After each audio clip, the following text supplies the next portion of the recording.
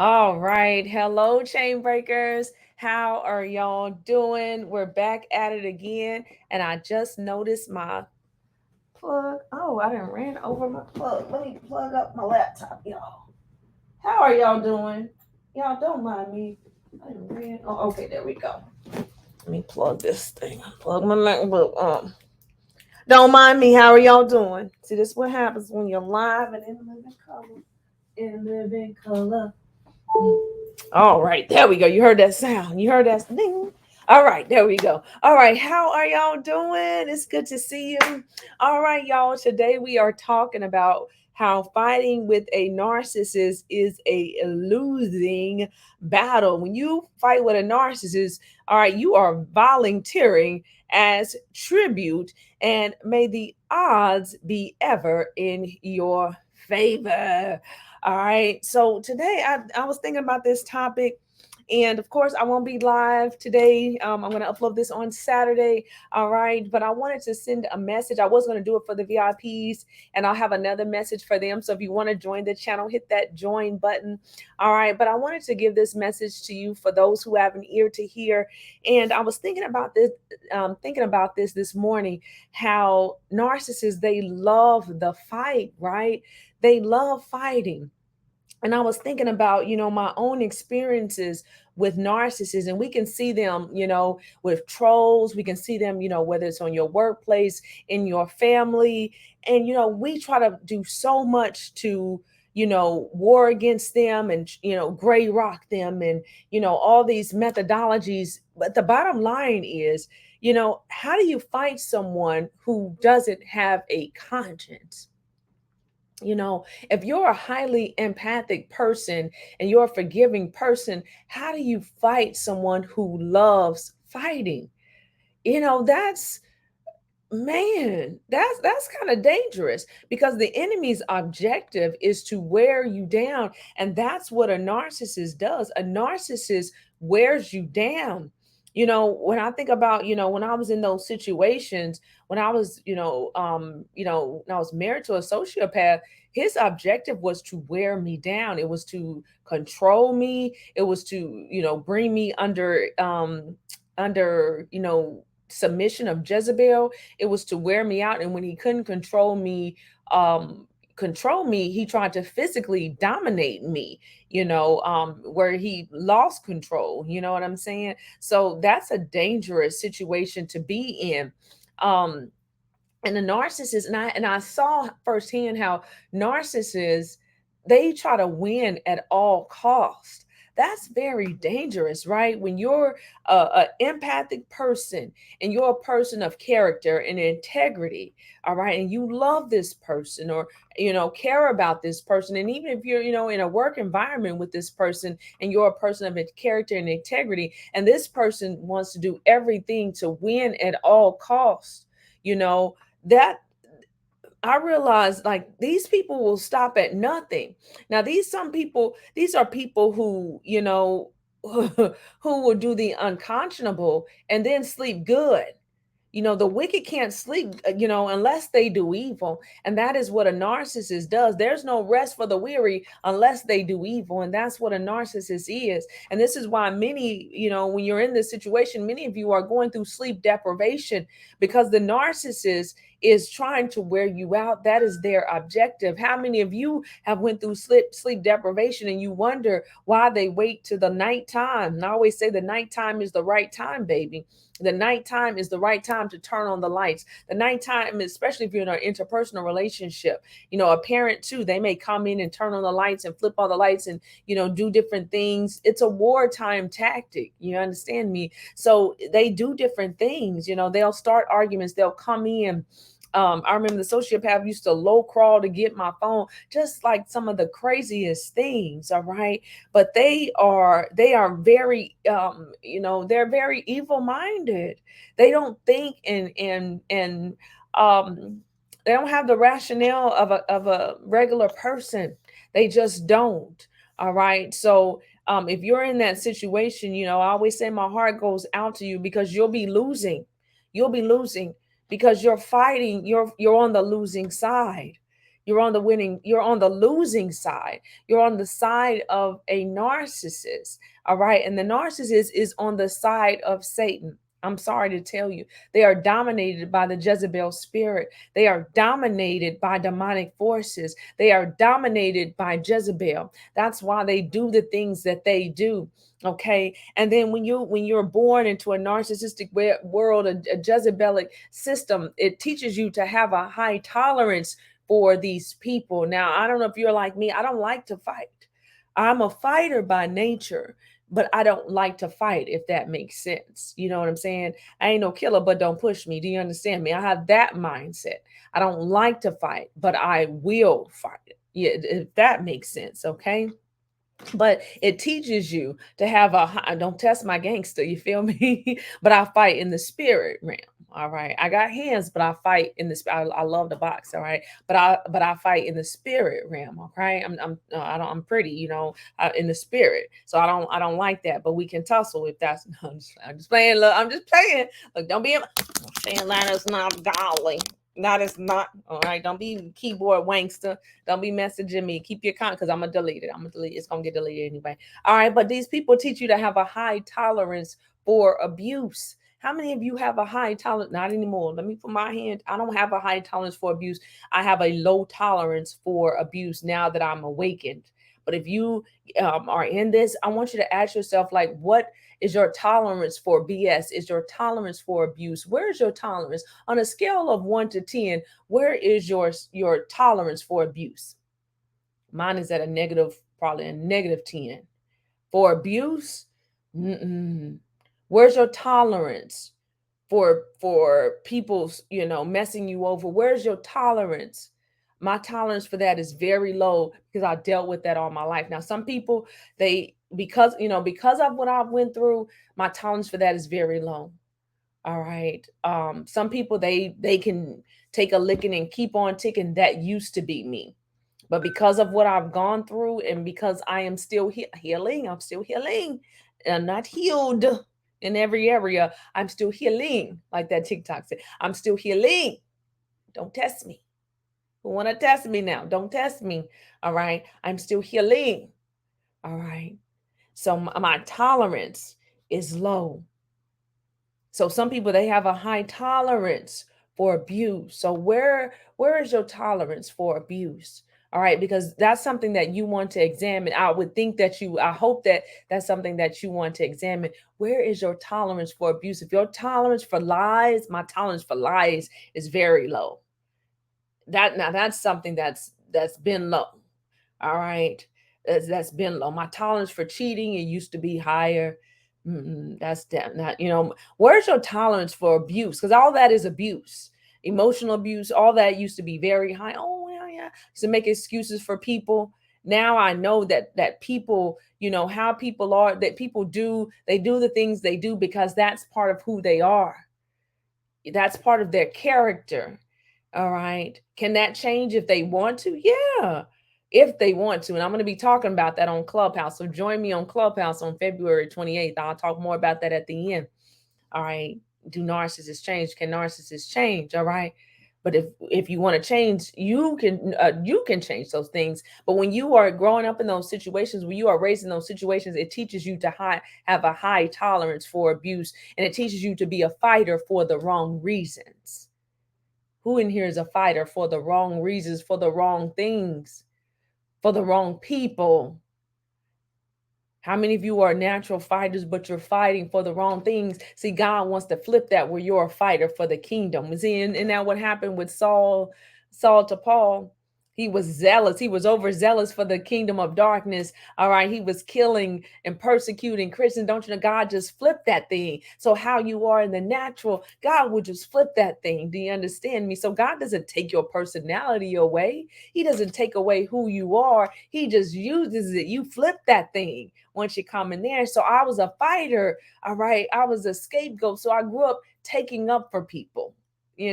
Taking up for people, always looking out for other people outside of myself, so that's good and bad, right? There's good and bad in that.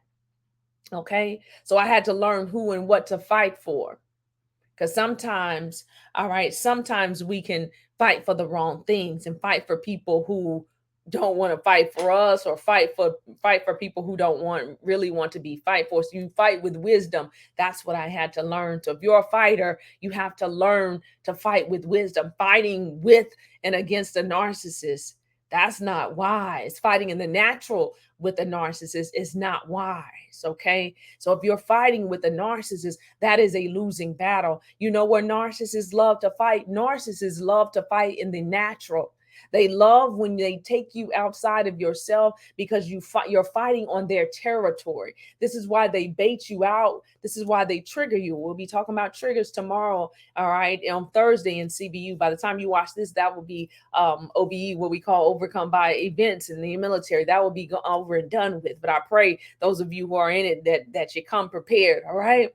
But triggers, narcissists love to trigger you, because then you're now, triggers are twofold. They come to teach you something, but also a person who they're trying to get you to react. They're trying to get you, that spirit in them is trying to get you to react. It's trying to get a response after you, so you will fight with them. All right. So it's very challenging to have a productive or satisfying outcome when you're fighting with a narcissist, because a narcissist is not there. That's what I realized. A narcissist is not there to meet in the middle. That's what I was trying to do, because I'm one of those people. I want everybody to win. Are you one of those people? I mean, are you one of those people? I want everybody to win. How can we all win? How can we all win? And I soon learned a narcissist doesn't want everybody to win. A narcissist wants to win. A narcissist wants to kill, steal, and destroy. A narcissist wants to dominate. That's it. That's all they know. They're like a Terminator. They have a one-track mind. So if you go into a courtroom setting, if you go into a workplace environment, all right, and you know you're dealing with the narcissist and you have that mentality, there's some things that you look, you still keep your mentality. You still stay true to who you are, but you better know your enemy. You better know who you are fighting against. All right. You better know you better know yourself. You better know your triggers, because a narcissist purposely wants to challenge you, purposely wants to produce anger, all right, inside of you, wants to produce sadness inside of you, to produce a desired outcome. And they love your tears. They love, if you're one of those people who want to cry in front of a narcissist, I said that is the wrong move. Some of you are highly empathic. I grew up seeing this, all right, where an inverted narcissist would cry in front of the overt narcissist, and one was thinking that would move the other. That didn't do anything but ignite the fire, and it showed their weakness. So you don't do that around the wrong person. So narcissists have a deep-seated need for admiration and validation, all right? And they lack empathy. So how do you fight a war? How do you fight a battle? How do you have a conversation? Let's not even talk about war. How do you have a conversation and meet in the middle with somebody who lacks empathy and consideration for others? How do you do that? If that person's in your family, in your circle, how do you meet in the middle with somebody who doesn't even consider your feelings? How do you do that? As much as you love them, and your love doesn't move a narcissist. Do you understand that? All right. So that makes it very hard to reason with them. A narcissist can't be reasoned with them. You can't compromise and meet a narcissist in the middle as much as you want to. It won't happen. If you're trying to co-parent with them, you'll soon find out. You'll have to get law enforcement. You'll have to get the courts involved, in order for them to do the right thing. And look, put it on paper. Don't be trying to look, put it on paper. I do not agree with a narcissist having your personal number, get you a Google Voice number, get you an email address, because a narcissist wants to keep everything on where they can just reach out to you whenever. No, we gonna document this ride, baby. We 18 years, whatever it has to be. No, this gonna be documented. Because a narcissist wants to be able to reach out. Oh yeah, can I pick him up? Can I pick her up? Can we do this? No, this gonna be documented. And see, because of you, and you want to, I don't want to be seen as the bad parent. I don't care what, you can see me as you want to see. Who cares how the narcissist sees you? Who cares how their family? Oh yeah, she's just a better parent. Who cares how they see you? That's your problem. You wondering, you caring how everybody else sees you. How does God see you? How does God, you trying to keep your children away from generational curses? Oh, I don't want them to think I'm breaking up my family. That piece of thing you was married to them broke up your family. Look, I don't want them to think I'm, man, that's why y'all in them situations, because you care so much about what people think about you. And it's keeping you, the guilt of whatever it was that you did is keeping you bound. All right. And you, what if you're feeling guilty for whatever it was that you did in your past, whatever, you got to work that out, because the narcissist is going to use that guilt. That's why they love finding dirt on you. They love finding dirt on you because it gives them ammunition to fight you. And they're going to use that ammunition against you in court. They're going to use that ammunition when they get in a disagreement with you. Oh yes, everything that you told them in the love bombing stage. Oh yes, they're going to use that. Just wait for it. Yes, just wait for. How many of you had that? Whatever it was that you told them, they used it. And I'm glad God gave me discernment, because I remember it was something that happened to me. God told me not, he would tell me not to share. See, some things you can't share. We'll be talking about that in CBU. So you don't share everything with everybody. Even though that was my husband, I didn't share that with him. Things I shared with Solomon, I didn't share with him, because God gave me the discernment even then not to share that with him. And I didn't know why at the time. Now I know. And I've had conversations with people, and God told me to shut your mouth. Shut your mouth. They're not a trustworthy person, because when you get into a slightest disagreement, they're gonna throw up whatever it was that you told them. They're gonna use that because they're a nasty fighter. They're a hit below the belt fighter. All right. They hit below the belt. All right. And that's what a narcissist does. They're a nasty fighter. They say whatever, do whatever. I know how to use my mouth, but I ain't a hit under the belt type fighter. Oh, sometimes I wish I was. It's been times where I wish I was. I'll be like, God, let me just say this, because I could tell her a new one. I could tell her a new one, but I can't, because I'm too blessed to mess with a troll. And so are you. You're too blessed to get your blessings blocked by laying in the gutter and fighting with a gutter snipe. And that's what a narcissist is. That's what trolls are.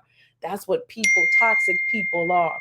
You understand me? So one of the main reasons that fighting with a narcissist can feel like a losing battle is because it is. And they are more likely to see the disagreement and criticism. You try to talk to a narcissist, try to give them constructive criticism. They see everything as that, because they're black and white thinkers. They're all or nothing thinkers. There's no middle ground. Either you're with them or you're against them. You're their enemy or you're not.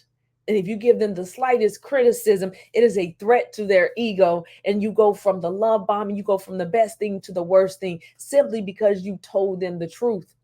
You saw my post the other day. An honest person, you want to know how an honest person loves for you to tell them the truth. A dishonest person hates for you to tell them the truth. They want to be fed lies. They don't care. All right, because their ego can't take it. So they become defensive, they become angry and response, because their ego is fragile, and their false self can't take you telling them the truth. So you become public enemy number one. I was like, how did I become public enemy? And this is parent. Oh, you ain't met a fight, and you ain't met a match. You think Mike Tyson's punch out? You ain't met. Ooh, you think you in the ring with Mike Tyson once your family turns on you. Once your family turns on you, you're like, Mike Tyson's punch out. You think you was in a ring. You think you in Super Mario Brothers. Man, you were like, dang, I got an uppercut from my mama, from my family, from my sister, from my. Ooh, this is different. I'm in the big leagues. I'm in a different league here. Do you understand me? All because I told the truth about the family? All because I asked some questions? Oh, man. Oh, scapegoats, you know what I'm talking about. Oh, is it just me? Y'all gonna leave me out here? Put it in the comments. You understand me? Ain't no fighting. All right. And then they look at you as their enemy. Like, how did I go to being the best sister, the best daughter, to being the worst? How did I go from being the best wife to the worst? Because I told you the truth about something. That's how a narcissist works. The only way you can be with a narcissist is if you feed their ego. And I'm not that one. So I wasn't gonna last that long. I couldn't last any longer. It couldn't last any longer. So narcissists, they manipulate and control in order to maintain their sense of power and superiority, right? So they use the gaslighting, they use the projection, they use the triangulation, they use the future faking, they use the love bombing and other tactics, all right, to keep you discombobulated and off your feet. They use the hyper criticism, all right, and then they're very vengeful, they're very passive aggressive, and they'll wait. Like, they'll wait to look, if you get into an argument, they'll wait till things are seemingly back to normal to get you back. That's some sneaky, underhanded fighting if I ever seen any. Do you understand me? Somebody that, oh, they'll wait until things are back to normal and then I'll pounce on you. Oh, you a sneaky coward. That's a coward move. You got to do a sneak attack. Oh, that's a coward if I ever seen one. That's how cowards move. That's a predator. Do you understand me? That's a predator. And that's what they do. So it's tempting to try to engage them and engage and I've seen people, oh, well, I told the narcissist, oh, you ain't did nothing. I'd be like, girl, what you think you did? What you think you did, brother? When you engage when somebody, when they show you that they're narcissistic, and oh, I told them off, you ain't did nothing. That's your ego talking. Now you need an ego check. Mm-hmm. You need an ego check because that's really what it is. And I'm not saying you're not right. I'm not saying you're not right, but you're gonna have to deal with your ego. Our ego we got to deal with some pride too. We got to deal with some pride too, because that stings, especially when you've been good to somebody or you haven't did anything wrong on your job and somebody is coming for you and you know you've been helpful and you're like, well, where did this come from? So it's not all about pride. Well, I guess it's pride, but it's self-esteem too. When you know you've been good to a person and you're like, well, what is this? All right. But when you're that person has shown you who they are, it's not likely to be a productive conversation. So some things, we got to learn how to fight smart. All right. So that's when you have to lay those boundaries. That's when you have to figure out who is your opponent. Okay, well, I might need to, just let me walk away in this moment. All right, you won this one. Sometimes I be like, ooh, you think you won? I give you that one. I give you that one too. Because I've learned, once you really know who you are in the spirit realm, you know, you a heavyweight in the spirit. I don't bother myself with lightweights in the natural. That's an unfair fight. I'll let them think that they have me. That's fine. That's fine. And that means I got to deal with my ego. That means I have to deal with, okay, I'll let them walk away thinking they got me. That's fine. You wanna, stab me in my back here? So be it. I'm still gonna be blessed. I'm gonna lay boundaries. I'm gonna learn from this. I'm gonna pray about this situation in the spirit realm. I'm gonna set boundaries. You'll think you win, but I guarantee you won't win when you aren't right within. Do you hear me? How you gonna win when you ain't right within? They're not going to win. All right. So we got to remember that a narcissist is an adrenaline junkie. As I wind down, a narcissist is an adrenaline junkie. They get their adrenaline in abnormal ways. And when you fight them, I know my phone and my keyboard off, I didn't turn my notifications off. All right. They get adrenaline. All right. They get a dopamine rush. All right. They get oxy from love bombing you. And so can we. All right. I don't, when you're unhealthy, you'll get it too. So this is why we have to find it in different ways, all right? But a narcissist finds adrenaline in abnormal ways, and that keeps you trauma bonded, and that keeps you in the cycle of abuse, and that keeps you tied to them. And that adrenaline, when you engage in a fight with somebody, Solomon talked about this in his message last week about the adrenaline and how that gives you a rush when you're fighting, all right? And it can be physically demanding on your body, and what is it, sympathetic nervous system is activated, and it triggers the release of adrenaline in your body, and it increases your heart rate. Thank you, husband, for that. And increases your heart rate and your blood pressure, and your heart starts racing. All right, and that can create a trauma bond. And now that's why you see people, they want to have sex then. Oh, the narcissist loves that. Now you're like an animal. They know how to, and then some people, that's how they have sex. They look, it's like no, I want to tear your clothes off. No, that argument don't do nothing for me. I can tell you that it don't. I don't. You wanna wash some dishes or something, cook me a meal, treat me right. That fighting, no. All right, but some people are animalistic. You got to heal that. All right, but that adrenaline release can give them a burst of energy. All right, and they love it. Yeah, they love it. I told you about the time. Watch my message on reactive abuse, when the empath gets angry, or the empathic person gets angry. And I remember, excuse me, it was a time where he kept poking and just messing with me, right? And I remember I hauled off and slapped him, and I couldn't believe it. That was not in my character. That was not who I am. I had never done that before to anyone. And I remember seeing the look, and I flinched, because our marriage was abusive, and I'm thinking he's gonna hit me back, because most of the time he was the aggressor. And then he sat back and was like, I just remember the look on his face, and I'm in the car like, he getting ready to knock my block off. And I braced myself, and he was like, and the look was like, got him, got her. I never forget that look. Like, he was looking like, she's turning into me. That's what they want. They want to turn you into them. They want you to fight like they fight.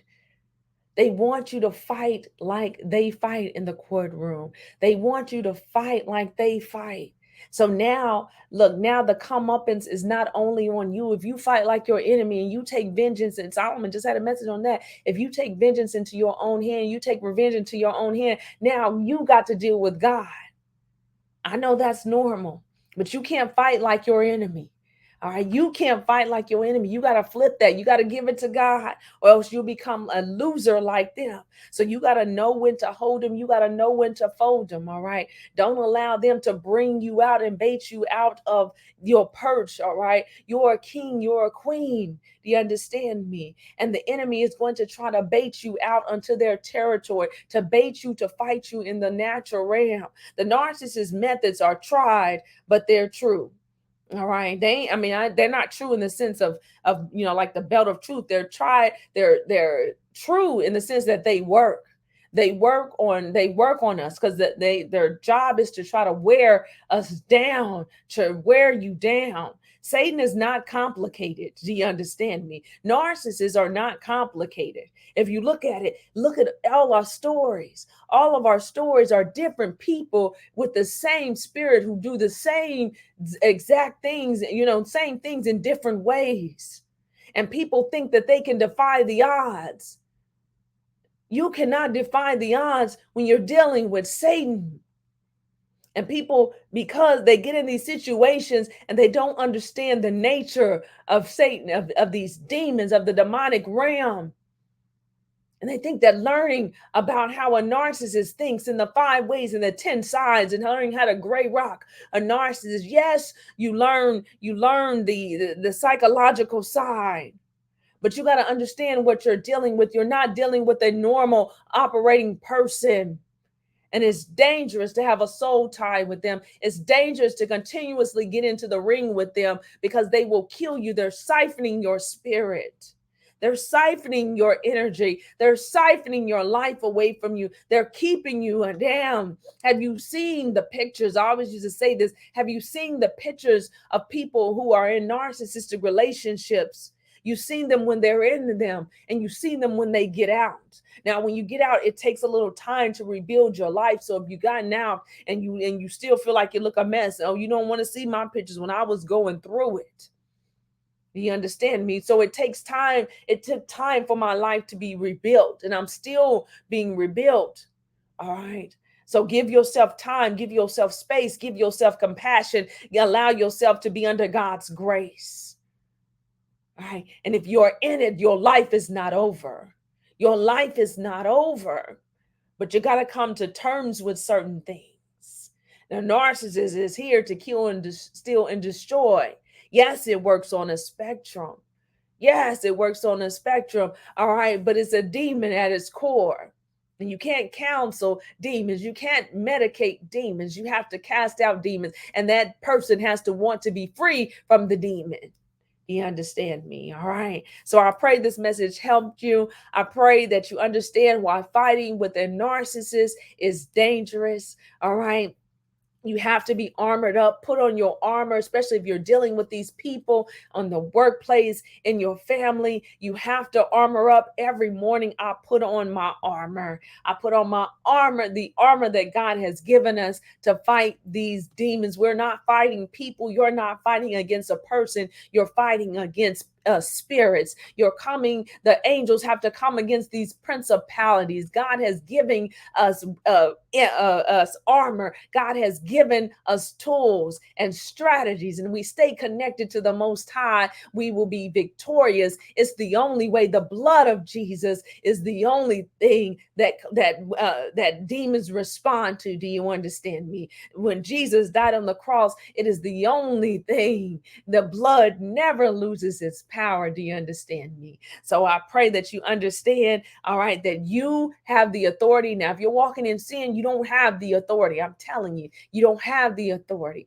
We have authority, all right, when we're not in sin. When you sin, yes, but you're not a sinner. All right. We're not supposed to be sinners.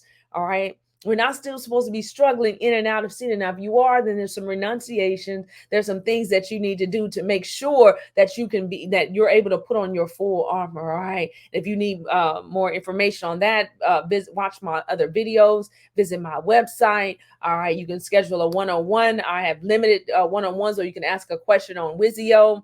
All right, if you cannot afford a session. And then if nothing else, get in my group coaching session. This is where we talk about these things. All right. Women, get in my group coaching program. All right. We have women from older to younger, all ages and races and in different countries and continents. It's beautiful. And we meet on Thursdays at 6:30 p.m. CST. It is an awesome time in the Lord. We learn, we grow, we cast out demons. We talk about it all there. We talk about business, we talk about mentorship, we talk about abuse, we talk about it all there. All right. So if you have questions about that, you can visit my website or send an email to support@narcfreeliving.com. All right. And then don't forget to join me on Clubhouse on February 28th. I just wanted to do a message since I won't be live on Saturday. Just do a message for those on Clubhouse still. So you can join me there. All right. And then March, I think 4th, I'll be back live. All right. So you can check the community chat tab.